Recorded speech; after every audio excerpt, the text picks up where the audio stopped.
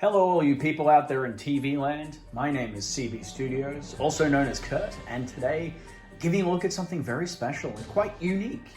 It is a production-made Vincent Sinclair mask from the 2005 remake of House of Wax. Now this movie is a lot of fun. It's not a particularly good movie like most slasher films from the mid-2000s, but it was filmed about 40 minutes away from where I live, here in Queensland, Australia. And I was quite lucky to know and work with one of the members of the makeup team who gifted me this mask. She actually painted the screen-used masks, and this one was made for the makeup department, I believe just for the purposes of doing camera and lighting tests, hence the mini Vinny painted on the forehead. Now this is quite cool, as pieces from this movie don't show up much at all, let alone sort of masks of the killer. In the movie, his face is a wax mask. This one is actually a vacuum form of plastic. It's quite thin and very light.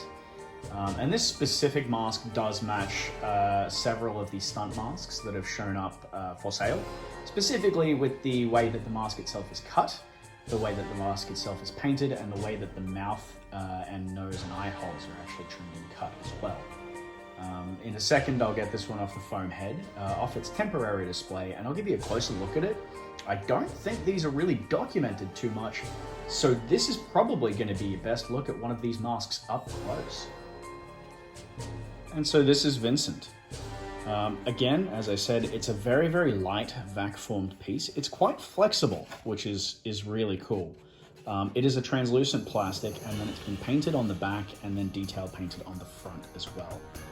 The gloss on the front gives it a really nice waxy sort of finish, so it does look quite close to the movie mask. And it does have some fantastic detail painted in, just sort of speckling and design all through it. We've got some light scuffing on the nose, which is quite interesting there. And a little bit on the lip as well. And on the inside of the mask, there is tape residue. I believe it would have had an elastic strap attached to it at some point. Now, as I said, it does have Mini Vinny painted on the forehead. I'm not going to go ahead and try and remove that because I actually feel it looks really cool. It gives this mask a little bit of a unique sort of look. I have toyed with the idea of actually doing a silicone cast of this mask, and or a silicone mold of this mask, and then casting some translucent resin copies. As I'd love to do Vincent as a cosplay, I feel like that'd be really, really fun. I just don't want to wear, obviously, a production piece like this that is so unique. It is one of my favorite pieces in my collection, and it is something really different. You don't see much of this sort of stuff, and to own a horror mask that comes from production is just, as a horror fan, blows me away. So there you go, guys. That's just a quick look at this mask. Not a whole lot to say about it, as the history for these is still a little bit fuzzy. I am getting more and more details as I can, but for the moment, this is just a really unique and fantastically cool piece in my collection. I will eventually be building a custom display stand and case for this. It's just on a temporary foam head, held in place just via gravity and some sewing pins through existing holes in the mask, of course, not damaging the mask in any way. But it's just a way to display this mask and have it look really unique and very, very, very cool.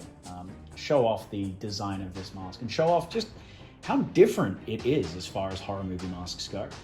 If you enjoyed seeing this, definitely leave a comment down below. Don't hesitate to give me a follow. I post a lot of horror stuff, and obviously I am just beginning, but we've got a lot of fun stuff that I can show off and a lot of fun stuff that I can talk about. Thanks very much for watching, guys. Like, share, comment, subscribe. If you've got any questions, don't hesitate to sing out down in the comments.